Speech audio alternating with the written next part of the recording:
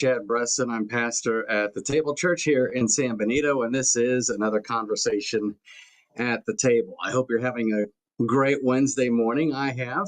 It's been busy, but it's been productive for me. But anyway, we're in the middle of Advent. I'm getting ready for our Jesus and Tacos. We got Jesus and Tacos every Wednesday at 1 o'clock. If you can make it to Blanquitas here in San Benito, that'd be great. We'd love to have you. We're going to be talking about Jesus over tacos. That's why I call it Jesus and Tacos. We're going to be talking about Isaiah 11. In fact, that's what I'm thinking about this morning. We've been making our way through this devotional from 1511, or 1517, 1511. Yeah, they're going to kill me for saying that.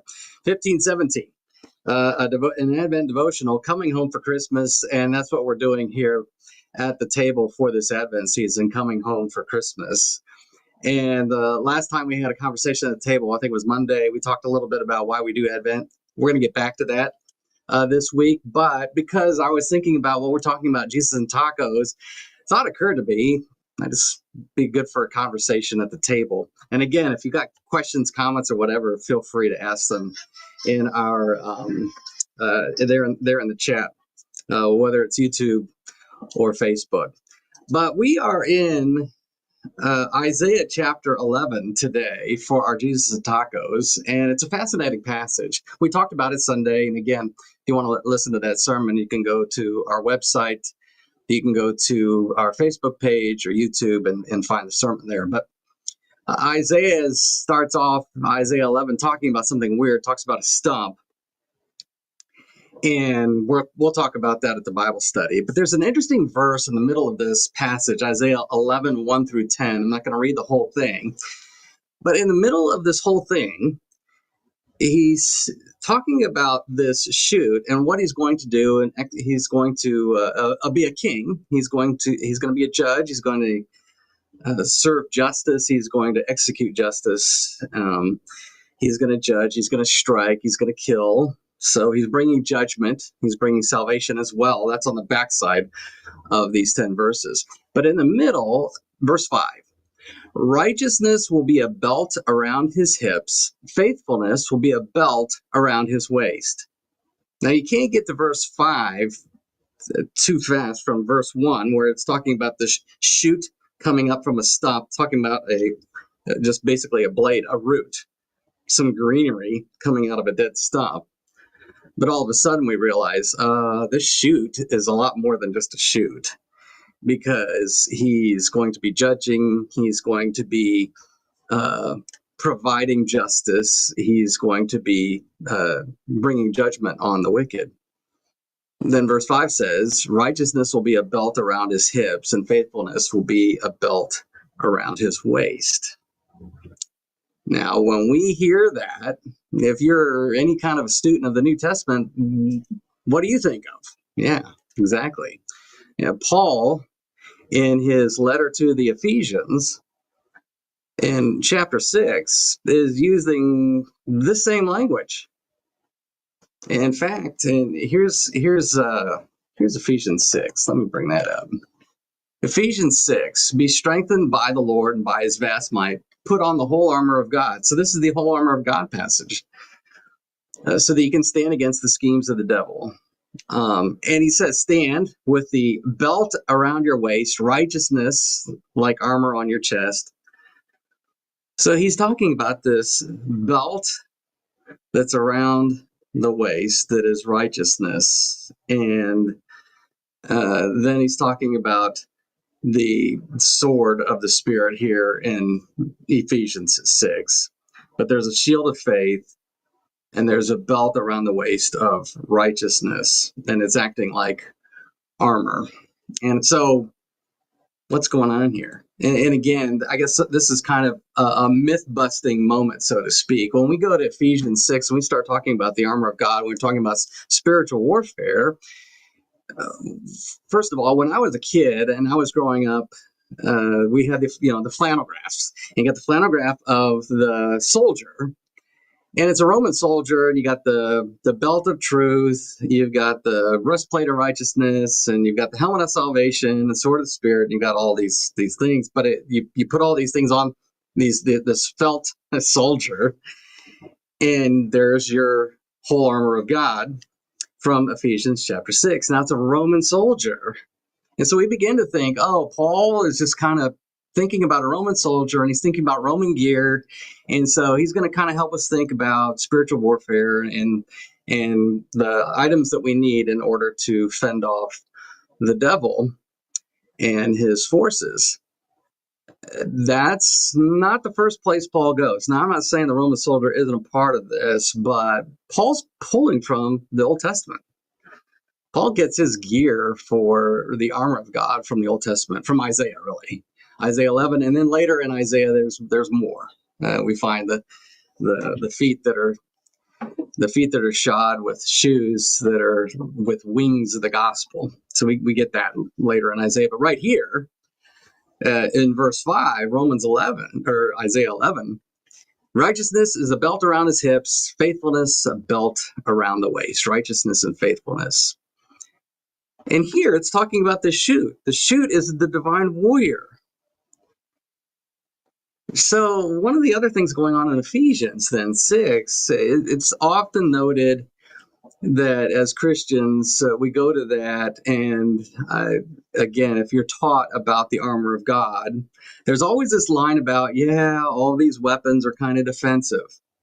And the only offensive weapon we really have is the sword of the Spirit. And so you use the word of God. And again, I'm not going to go over all the different things going on with Ephesians and the way it's taught. But what I want to say is there's a reason why all of this stuff is defensive. That divine warrior in Ephesians 6, or that armor of God, is Christ. Paul is pulling from Isaiah chapter 11, the divine warrior. That divine warrior becomes the armor of God for the Christian in Ephesians 6. That's why most of the gear is defensive, and I would argue that even the word of God itself, when we think about weapon, it's the gospel. And I know a lot of people will talk about the anytime that's mentioned, the sword of the Spirit, which is the word of God, it's almost always used in the context of law. Like, we just need to make sure we got the sword of the Spirit so people know how they're supposed to behave.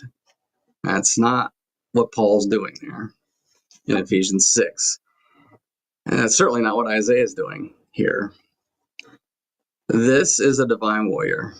And the divine warrior is the one who fights our battles for us.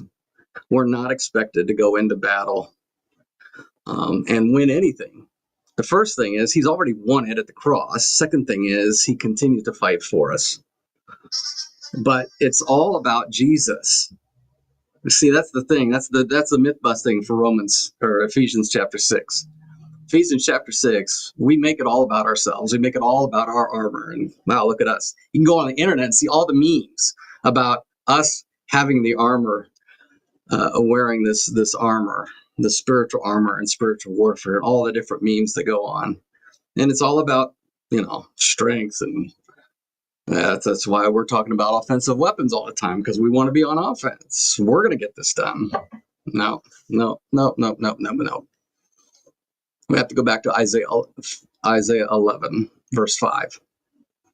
Christ is our divine warrior. He fights for us, continues to fight for us. He's already won the battle. We have this tension, and that's part of Isaiah 11. We have this tension, a new creation, the lion laying down with the lamb. We got that here. We got this bit of tension going on where our world doesn't even look like that. But the divine warrior has already won that for us. We don't see it yet, but it's coming. And he provides the new creation for us in word and sacrament. But all that aside, just this little bit as we're thinking about Isaiah 11 and Jesus and tacos. When we come to verse 5, that should be like a neon sign that we're reading Ephesians 6 wrong. And we've been teaching it not correctly because it becomes about us. What we're doing in spiritual warfare when our spiritual warfare is being fought for us by somebody else. Because we can't. That's not, we are still sinners. And yes, that doesn't mean that we don't fight. I mean, again, there's going to be people that throw that at me. That's okay. I'm not saying we don't fight, but what I am saying is when we do fight, when we do put on the armor of God, we know full well that we're putting on the armor of the divine warrior. We're putting on Christ, and Christ fights our battles for us. And we fight with the gospel. We fight with the gospel. The good news of Jesus, who he is and what he does for us in life, salvation, and forgiveness. Have you ever thought about forgiveness as a weapon? Grace as a weapon? Oh, yeah. Christ's goodness as a weapon? That's upside down thinking, but that's what our world needs to hear. That's how we fight our spiritual warfare, especially here at the table in Word and Sacrament. So that's our conversation at the table. And we'll be talking more about this. I can't wait. Blanquitas, noon. You should join us here in San Benito if you can. But until then, we'll have another conversation at the table in the middle of Advent. And I encourage you, go to 1517.org, pick up a copy of Coming Home for Christmas. It's a great devotional for Advent. And we're thinking about all these different things. The Divine Warrior, who in this season, we're looking forward to his coming. We're looking forward to his second coming because he's already come the first time as a baby in a manger in humility to win, to be our divine warrior for us at the cross. Until next time, remember this, that Jesus unstoppably and unconditionally loves you. He always, always has you. Have a good rest of your Wednesday afternoon.